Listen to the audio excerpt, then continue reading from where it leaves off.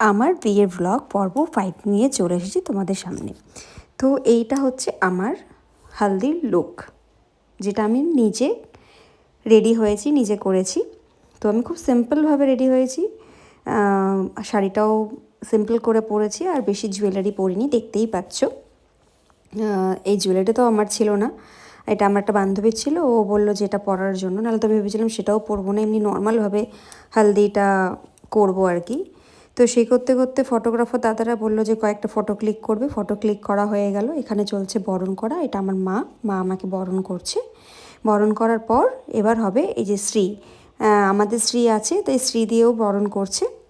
তো শ্রী দিয়ে বরণ করা হচ্ছে, চলছে। এরপরে হবে হচ্ছে কি গায়ে হলুদ। সেই করতে করতে তার আগে কিছুক্ষণ আগে গায়ে হলুদ এসে গেছে আর কি, ছেলেবাড়ির থেকে। এই যে গায়ে হলুদ লাগাচ্ছে, আমি বসে আছি একদম চুপটি করে একদম। পরপর এবার সবাই গায়ে হলুদ লাগাবে। আর গায়ে হলুদের আগের যে ভিডিওটা, সেটা আমার এখন অবধি দেওয়া হয়নি। এটা কিন্তু একদম জল টল সয়ে আসার পর, মানে সবাই জল সয়ে এসছে পরের এটা ভিডিও।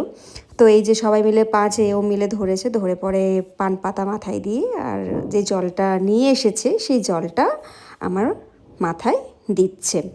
তো ফটোগ্রাফার দাদারা বললো যে একটু উঁচু করে ধরতে, যাতে ফটো ভালো আসে, আর আমি একটু চমকে উঠলাম। তো এইটা ছিল হচ্ছে আমার গায়ে হলুদের ভিডিও।